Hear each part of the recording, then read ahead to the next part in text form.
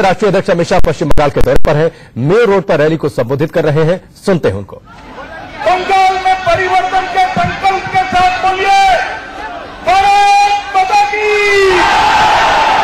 भारत माता की, भारत माता की। मंच पर उपस्थित पश्चिम बंगाल भारतीय जनता पार्टी के अध्यक्ष श्रीमान दिलीप घोष महाशय, भारतीय जनता युवा मोर्चा की राष्ट्रीय अध्यक्षा बहन पूनम महाजन जी,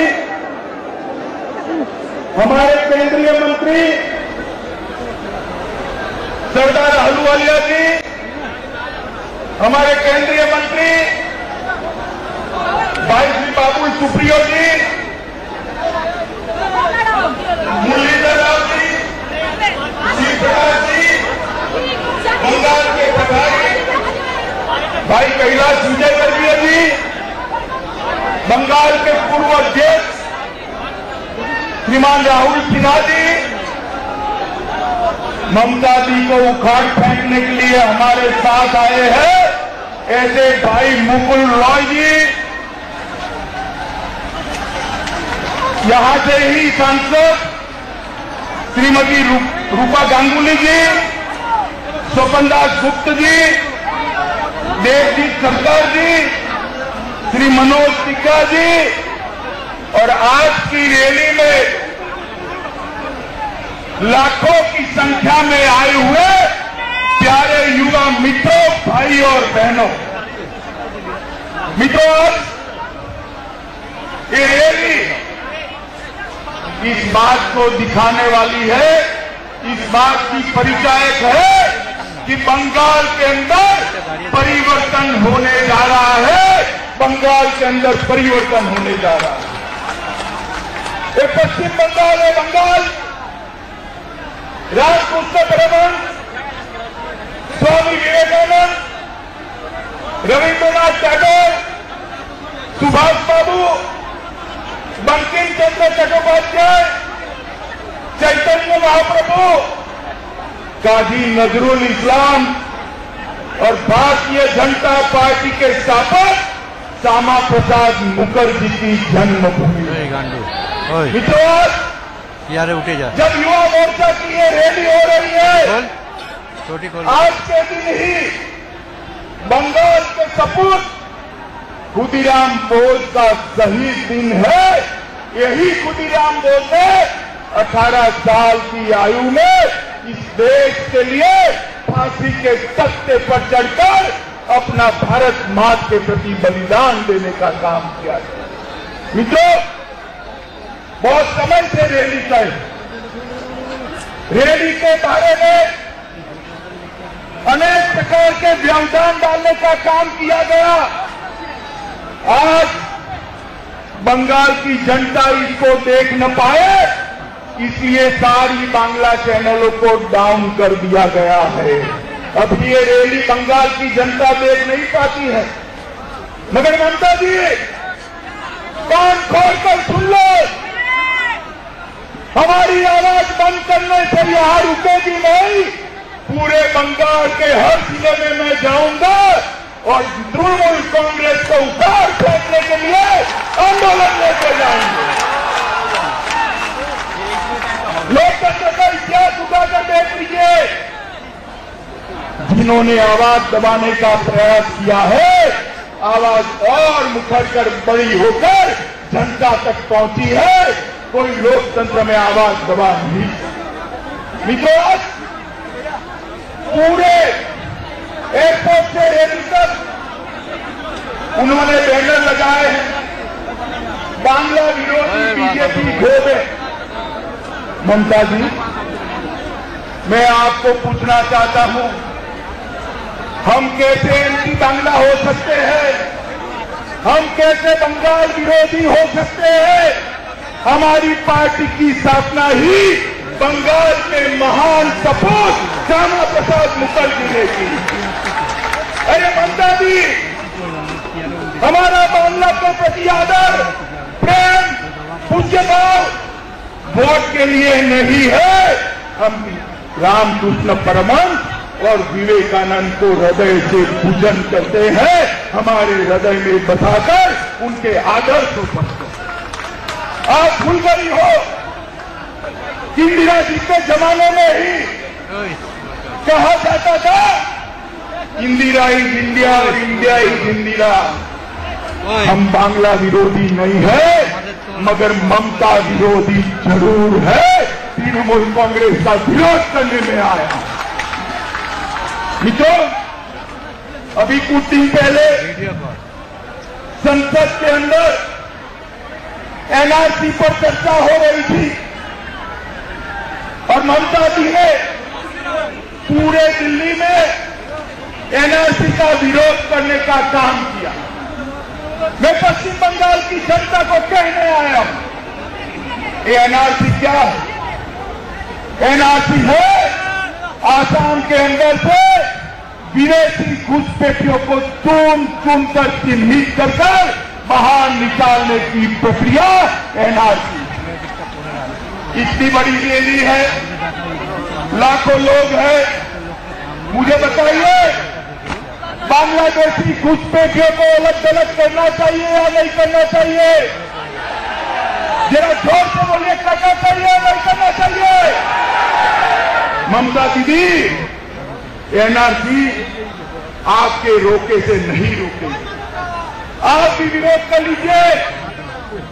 कांग्रेस पार्टी के नेता राहुल गांधी भी विरोध कर रहे, मगर हमारा कमिटमेंट है असम के अंदर एनआरसी की प्रक्रिया को न्यायिक तरीके से हम समाप्त करेंगे और एक एक घुसपैठियों को चिन्हित कर ही छोड़ेंगे। मित्रों, मैं ममता जी को पूछना चाहता हूं कि आप क्यों घुसपैठियों को रखना चाहती हैं? यही ममता दीदी, देखे साहब लोग कैसे कैसे बदलते हैं। 2005 में ये बांग्लादेशी घुसपैठिए कम्युनिस्ट पार्टी को वोट देते थे।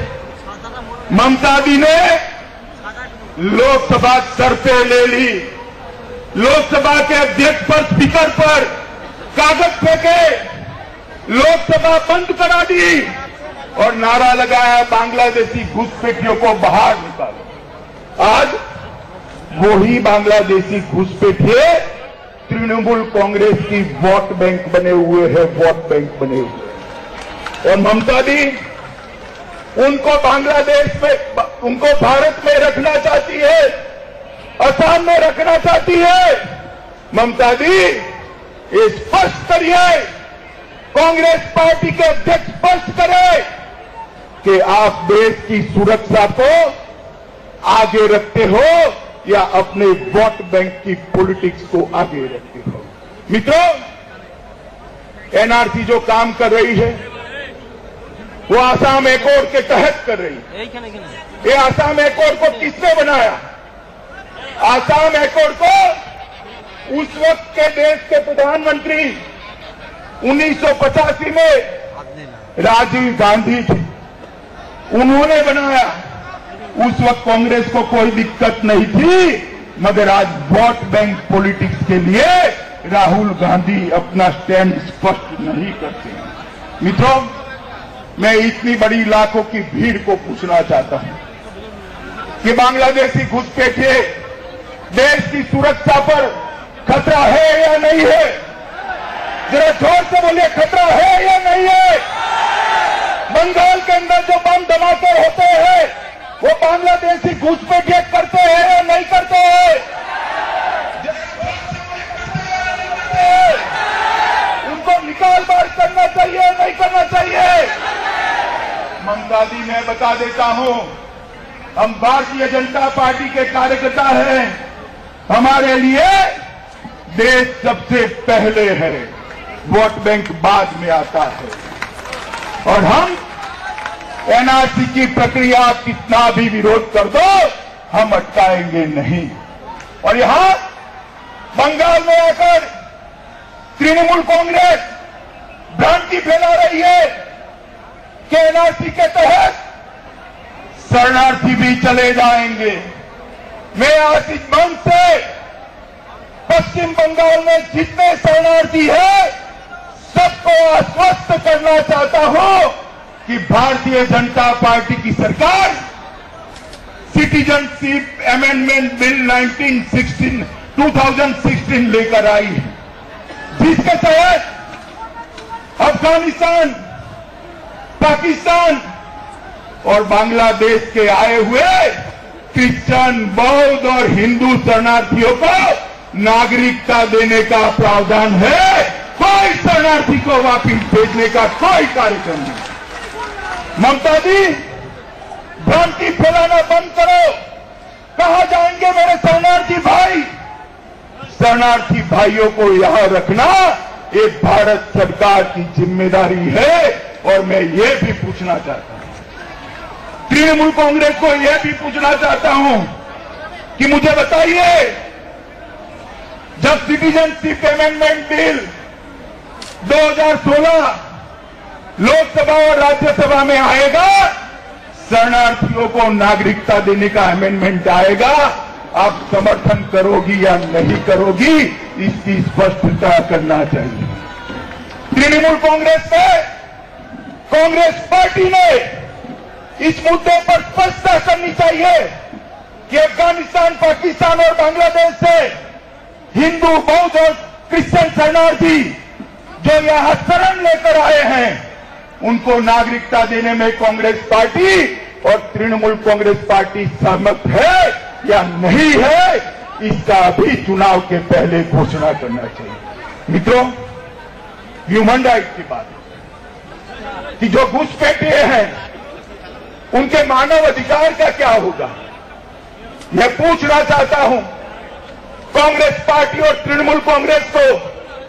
बंगाल के नागरिकों का, पश्चिम बंगाल के हिंदुओं का, पश्चिम बंगाल के मुसलमानों का, इनके ह्यूमन राइट की आपको चिंता नहीं है? इनकी रोजी रोटी, इनकी रोजगारी, इनकी शिक्षा, इनका स्वास्थ्य, इनकी सुरक्षा ये बांग्लादेशी घुसपैठ के मार रहे हैं, इसकी आपको चिंता है या नहीं? आपको चिंता हो न हो, हम भारतीय जनता पार्टी के कार्यकर्ता हैं, पश्चिम बंगाल के हिंदू और मुसलमान भाइयों की चिंता हम कर रहे हैं। मित्रों, अगर जिस प्रकार से ममता बनर्जी के शासन में घुसपैठ जारी है, ये घुसपैठ को रोका नहीं गया तो पश्चिम बंगाल सलामत नहीं।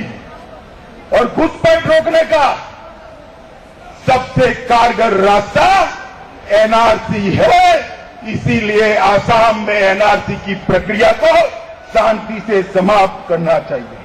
मित्रों, मैं फिर से एक बार इस महान भीड़ के सामने, लाखों की संख्या के सामने 24 स्क्रीन रखने पड़े हैं, इतने दूर तक रैली फैली है, इन सारे बंगाल के भाइयों बहनों को पूछना चाहता हूं कि आप एनआरसी का समर्थन करते हो या नहीं करते हो?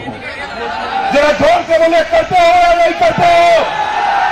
अरे ममता जी के कान बहरे हैं, ऐसी धीरी आवाज से सुनाई नहीं पड़ेगा, जोर से बोलिए। बांग्लादेशी घुसपैठिया जाने चाहिए या नहीं जाने चाहिए? फिर एक बार बोले, जाना चाहिए या नहीं जाना चाहिए? एनआरसी होना चाहिए या नहीं होना चाहिए? एक ऐसी प्रचंड ताकत खड़ी करिए कि ममता जी को भी डरकर एनआरसी का समर्थन करना पड़े। इस प्रकार की ताकत भारतीय जनता पार्टी ने खड़ी करी।